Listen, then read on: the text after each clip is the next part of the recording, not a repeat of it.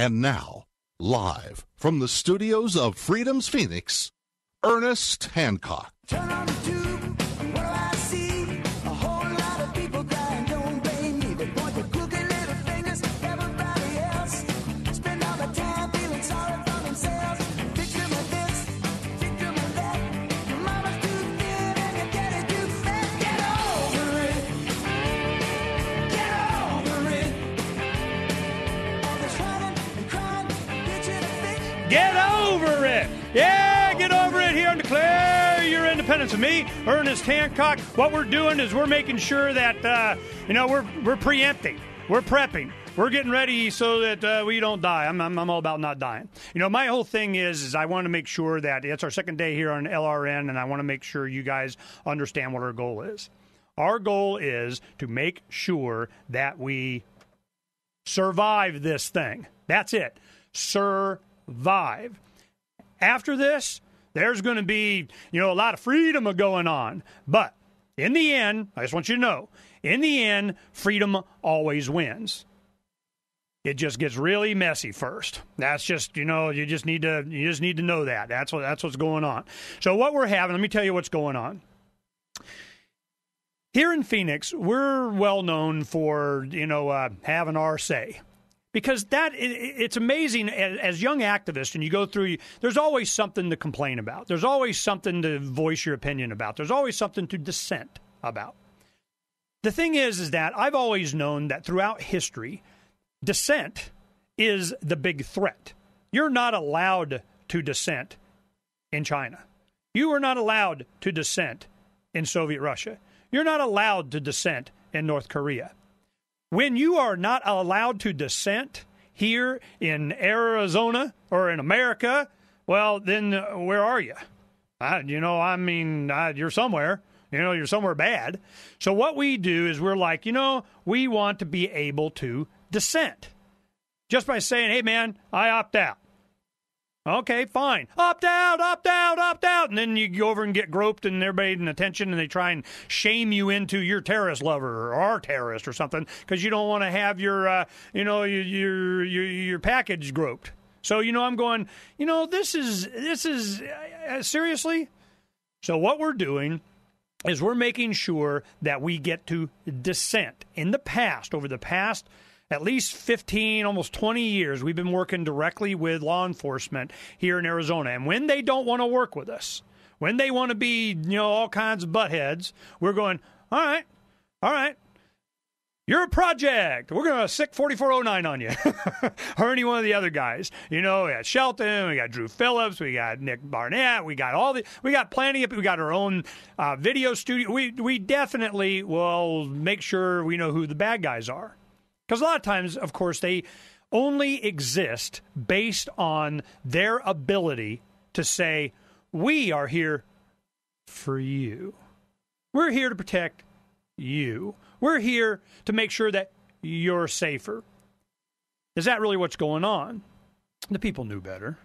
They know that's not what's really going on. What happened, though, is that kind of let them get away with it because, whatever. I just, they want to play their game, whatever. But now when it starts getting to where you get naked photographs of children and wives, when do you become William Wallace? At what point? Do you got to wait until they slit the throat? Do you got to let the king's men have their way with your women? We're at the point now to where to travel, you must appear before the king naked or get fondled by the king's men. Is it more complicated than that? I mean, how simple can it be? Okay, so what's next? I'll tell you what's next. We're going to have when you get groped, it's going to be more than just random individuals going through and being groped. It'll be Total Recall with Arnold Schwarzenegger. It's going to be, you're going to go through the whole shooting match. You're going to be walking through as they're radiating the crap out of you. So I'm going, okay, what is after that? Oh, yay. Have you thought it through? Let me tell you what happens. They will have a database that will be a nude picture. You want biometrics? They're going to know how large, small, and big and round and firm your junk is. You know what I mean? And they're going to put that with your name. What's next? They're going to have your card. You always have got your ticket with you. You get your ticket, and then you just go through, kind of anonymous. Now, of course, they take your photograph and your page, and they're going to face recognition you and iris scan and your ears and whatever biometrics. They're going to be able to link your full body scan along with your name. They're already doing that with HIPAA. What was it? Health Privacy Protection Act. Whatever the government calls it, it's always the opposite. So now they have all your health records. They're going to have a full body scan. It might as well be Star Trek. Dr. McCoy's going to put you on the bed, and Beverly Crusher's going to scan you. Okay, and then it goes into the national database. Now think about it. National ID card and national ID and all that stuff is not a card. It's the database, and they just have more and more stuff. Your healthcare records, your body scans, through the airports and so on. All they got to do is just link it to a name. I am of the opinion, sooner or later, if not already, they are going to what? They are going to scan you. They're going to put that into your file, and it's just going to be added to. I'm like, okay, at what point do you say no?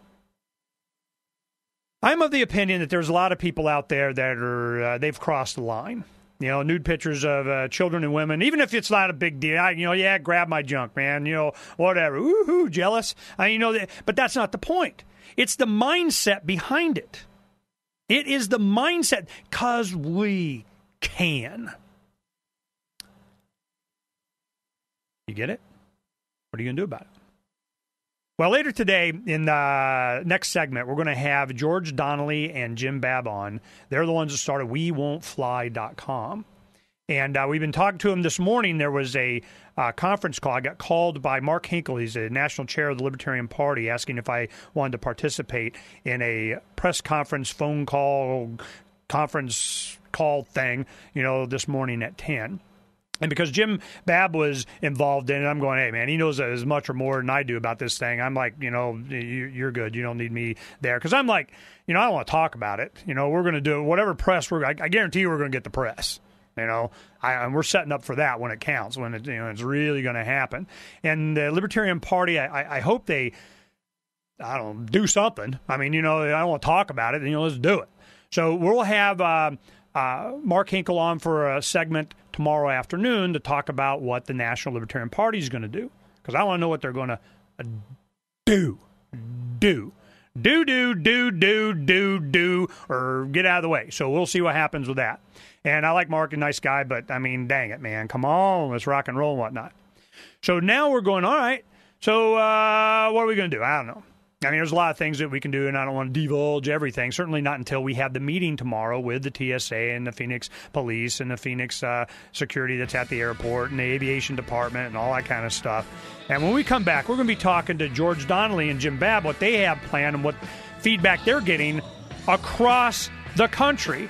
And then we're going to talk to Meg. Meg is, a sweet thing that was abused, and she stood up and said, no, not going to play. Wouldn't be prudent at this juncture. You stay right there. We'll be right back on Declare Your Independence in just a little bit.